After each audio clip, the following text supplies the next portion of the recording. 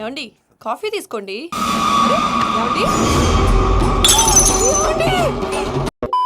So నాగబంధం movie ఇప్పుడే చూసి వస్తున్నా. సారీ, సెకండ్ హాఫ్ 45 మినిట్స్ ఇచ్చినప్పుడు నా వల్ల కాలేదురా. అమ్మ బాబు ఏంద్రా బాబు ఈ సినిమా.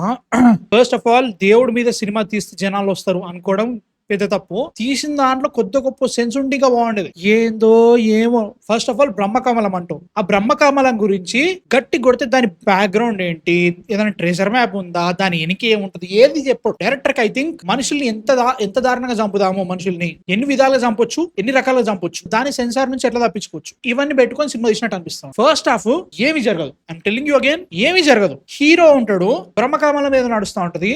దానికి సంబంధం ఏంటంటే ఏమీ లేదు. హీరో వాళ్ళ చెల్లి పెళ్ళైతా ఉంటది, దానికి బ్రహ్మకమలానికి సంబంధం ఏది లేదు, మనకు తెలియదు. హీరో ఎక్కడో అమెజాన్ నది లెక్క ఉంటది, ఇండియాలో ఉన్నట్టు చూపిస్తారు కదా, లిటరలీ అమెజాన్ నది లెక్కనే వెళ్తా ఉంటది. అది దాంట్లో ఎక్కడో పడిపోతాడు. హీరోయిన్ ఎక్కడో ఉంటది, వీడికి వస్తుంది, కాపాడుతుంది. లుక్కు కట్టు పన్న సాంగ్ అయిపోయా. ఆ నుంచి పెళ్లి విలన్స్ వస్తారు, ఎందుకు తెలియదు. లైక్ ఏం లేదు, గింతే. నాకు ఏం అర్థం కావట్లేదు. ఫస్ట్ ఆఫ్ ఆల్ సినిమాలో ఏ సినిమా అయినా, ఏ దేవుని పేరు చెప్పినా, ఎవరినైనా, ఏ హీరో అయినా కానీ, హీరో ఎప్పుడైతాడు అంటే ఒక అన్యాయం జరుగుతున్నప్పుడు, ఓరల్స్ అన్యాయం జరిగే లోపు ఆపితే అప్పుడు హీరో అవుతాడు. అన్యాయం అంతా జరిగిన తర్వాత, మొత్తం అయిపోయిన తర్వాత నువ్వు ఎలివేషన్ షాట్ ఇస్తే నాకు ఎందుకు నచ్చుతుందిరా.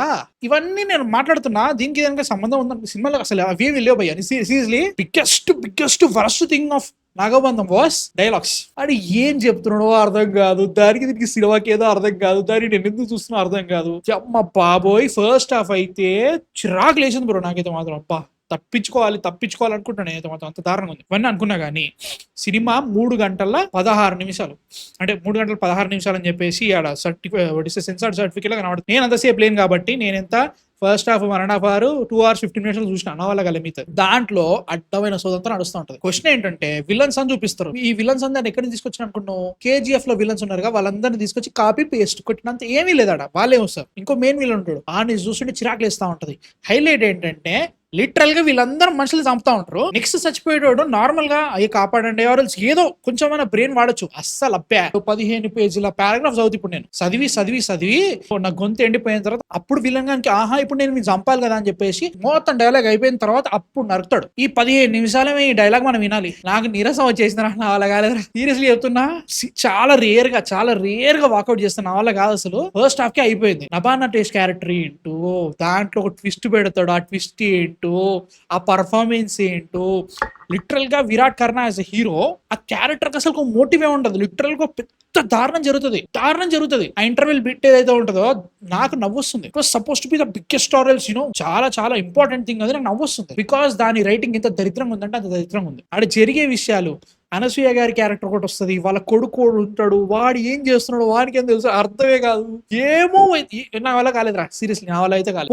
పోనీ ఫస్ట్ హాఫ్ అయితే అయిపోయిందిలే, కనీసం సెకండ్ హాఫ్ లో అయినా కానీ మెయిన్ ప్లాట్ లోకి వెళ్ళిపోతాడు, చూద్దాం కనీసం ఎక్కడి నుంచైనా స్టోరీ ముంగడికి వెళ్తా అని చెప్పేసి స్టార్ట్ చేస్తాం. అక్కడి నుంచి సినిమా సల్లా పడ్డదరా పోయి అక్కడనే అవుతుంది. ఫ్లాష్ బ్యాక్ స్టార్ట్ చేస్తాడు, 15 నిమిషాలు డైలాగ్ చెప్తాడు. మళ్ళీ ఈ 15 నిమిషాలు డైలాగ్ అని తిని అప్పుడు విలన్కి మళ్ళీ గుర్తుకొచ్చి నేను చంపుతాడు. బ్రో మళ్ళీ చెప్తున్నా, ఐఎమ్ వెరీ సీరియస్ హియర్. మనము ఎన్టీఆర్ గారి శక్తిని, మెహర్నోలన్ శక్తిని చాలా హేట్ చేస్తున్నాం అనవసరంగా. దానికంటే దారుణమైన సినిమాలు ఉన్నాయి. Seriously Shakti was way better bro. Shakti గొప్ప సినిమా బ్రో.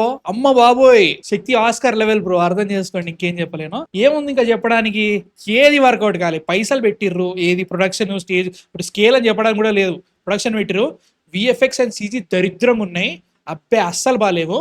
VFX కి CG కి తేడా ఉంటుంది, దరిద్రంగా ఉన్నాయి. ప్రొడక్షన్ ఏదైతే స్టూడియోస్ అవన్నీ సెట్ చేస్తారో సెట్ అయితే బాగా చేస్తారు, అంతే. Performances are worst. Jagapathi Babu గారిని చూస్తే నాకు చిరాకు లేసింది సినిమా. అర్థం చేసుకో, ఒక్క క్యారెక్టర్ అంటే ఒక క్యారెక్టర్ మీద కనెక్ట్ కావు. సినిమా ఏం చెప్తుందో అర్థమే కాదు. ట్రెజర్ హ్యాండ్ లేదు, ఏమీ లేదు. అంటే నేను 2 గంటల 15 నిమిషాలు ఏం చూసినో దానిలో అయితే ఏమీ లేదయ్యా. సీరియస్లీ ఏమీ లేదు. నరకడం చంపడం మధ్యలో ఒక 10-15 నిమిషాలు కంటిన్యూస్ డైలాగ్ ఉంటుంది. అది చూడలేక నిద్ర రావడం, అంతే జరిగింది. నా వల్ల కాలేదు. ఏమో ఇంకా మళ్ళీ కేసులు ఎత్తరా చేయండి, మరి ఇది సిచ్యువేషన్ నా వల్ల అసలే కాలేదు. వర్స్ట్ మూవీస్ కింద కేసు అవుతుంది, తప్పే లేదు, నా వల్ల కాలేదు. మీరు చూసారా, చూడాలనుకుంటున్న కామెంట్స్ లో ఎప్పుడు నాగబంధం. సరే బై.